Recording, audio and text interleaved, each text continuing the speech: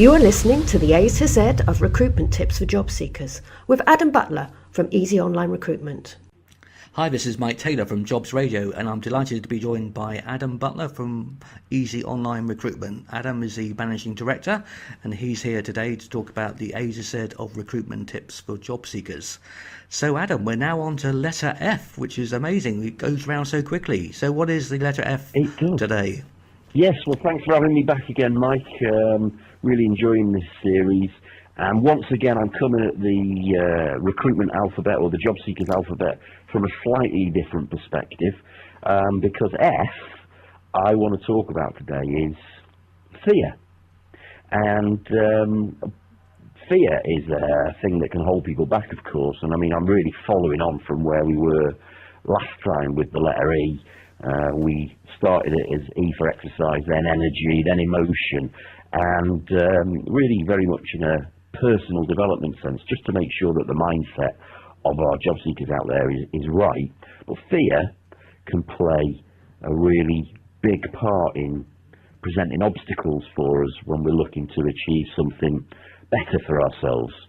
And fear actually can be used as a mnemonic in two different ways. You can either forget everything and run. Oh, right. So when presented with something a bit scary, you can just forget everything and run, F-E-A-R. Or, alternatively, you can face everything and rise. Actually, which is it going to be for you as a job seeker? Which is it going to be for you as someone looking to achieve something more? And actually, the great thing about understanding mindset, Mike, as I'm slowly starting to, I wouldn't profess to be an expert in it, but I do understand that the way you face a problem is largely determined by the way you think about it.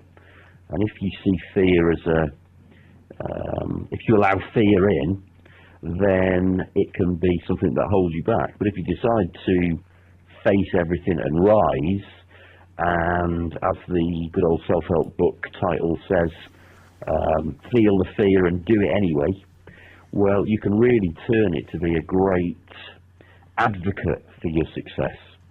I think, as an example, Mike, many people are, certainly people that have been out of the job seeker market for a while, can be quite fearful of face-to-face interviews. Is that something that you would have seen yourself in the past, Mike? It is actually, because if people have been in a job for, say, 10 years, they've never been in that situation for such a long time. Recruitment has changed so much in that 10-year period. So, yeah, I think it's a valid point. Yeah, and actually, for salespeople or marketing people or people that are used to speaking with lots of different people on a day-to-day basis, they probably relish the opportunity of a face-to-face interview. But of course, not everyone that's going for a job is from a sales, marketing, customer service background, and they can feel the fear, and it can hold them back because they'll come out of the interview thinking, "Oh, I was a bit nervous," or "I wish if I had my chance again, I'd put myself across in a different or better way." And the way I would usually position it to job seekers that I'm speaking to is that usually everything that you want, regardless of where you're at now, lies somewhere just outside of where you're comfortable putting yourself. For example, jumping out of a plane seems like a pretty scary proposition to me. It's definitely outside of my comfort zone. But I'm pretty sure, Mike, that if I manage to feel the fear and do it anyway, or face that fear, the first time it would be very scary. The second time it might be pretty scary. The third time it would become more familiar to me, but would probably be exhilarating. And I'm sure it would remain exhilarating, but become less scary over time. And I'd learn to deal with that emotion. It could be the same as public speaking, going and presenting in front of a room of 10, 20, 100, 500 people. But actually the only way you'll push yourself outside of your comfort zone sufficiently is by accepting the emotion of fear and doing it anyway, and thinking it through and practicing it in your head ahead of time. And actually, preparation is always the key to overcoming fear, and simply accepting that it's going to happen. You're not going to let this thing, whatever it is, stand in your way. And the way to make sure that it goes as well as it possibly can is to practice. I mean, for example, if you are listening to this podcast, an interview, and you're thinking, yeah, you know, I'm probably a little bit fearful of the interview because I don't really know what's going to come along. Well, the best thing to do would be to set up a mock interview. I mean, do it, first of all, in a room on your own, saying the words out loud as if they've been asked to you. The great thing about doing things on your own is that largely no one's listening. You might want to check the house is empty before you start doing it, before people start thinking, have you started talking to yourself? Sometimes I'll practice my speak, if I'm doing public speaking, I'll practice them upstairs. My wife Daniela's got used to the idea of seeing me talking to myself in the mirror now. Oh, right. She doesn't think I've gone completely gaga. Although a lot of people would tell you that I am, and they might be right, they might be wrong. But the idea being, Mike, that if you practice this on your own first of all, and then progress to perhaps sitting in a coffee shop with a friend who will then ask you the interview questions that you might have thought in advance about that could come up, and then practice and practice and practice and practice that environment, that when you practice it and it comes to be a reality and you actually find yourself in the situation and you are better equipped to know what the emotion is going to feel like, well, you'll put yourself in the very best position to perform at your greatest potential. And by doing that, you've eliminated the factors that are outside of your control, and you've pushed yourself to a point where your comfort zone has been stretched, so you give yourself a much better opportunity through that practice and preparation of overcoming the fear and getting the result that you want. Does that make sense, Mike? Yeah, very good, very good. I like the idea of actually answering the questions as if there was someone asking you the questions, because you might know your job inside out, you've done it for years, but when you then get to the stage you have to explain it, you might get a bit tongue-tied or things like that. So you just want a natural flow all the time, just to show you've actually prepared well in advance for the interview. Yeah, and you know what, Mike? A long time ago, before I was in recruitment, the first proper big job that I ever went for, so I'd gone through my spell of bar work and I'd gone through my sales training induction of telephone sales, and I was applying for the first real job that I'd ever really wanted, and it was a field sales rep at the time. I think I was more attracted to the idea of a company car and a mobile phone than I was of the actual job, but it felt like a big progression for me. And as a result, I made a massive deal in my mind of what the interview was going to be like, and I became a little bit overwhelmed by the whole thing. And I've always been very fortunate that my dad's taken a very pivotal role in my life, of course, but a very active interest in my personal development. And I was just chatting to him. He said, "How are you feeling about it?" And my reply was that I was a bit nervous. And he said, "Oh, right, okay. Well, how's the practice going?" I said, "Well, what do you mean I can't practice? Because how could I possibly practice an event that I don't know what's going to hold?" And he said, "Oh, well, that's easy. You just imagine what it's going to be like, think of the questions they might ask, and then run through them." He said, "Right, come back tomorrow, and I will run you through a mock interview." Now, Mike, when you've sat in a room with my dad, being grilled with all the potential questions that might come up, and you were in that room for an hour and a half, I tell you, Mike, the actual interview was a doddle. The actual interview was a walk in the park compared to that. And I didn't realise what I was doing at the time, because I was a young, early 20-something, going for my first major interview.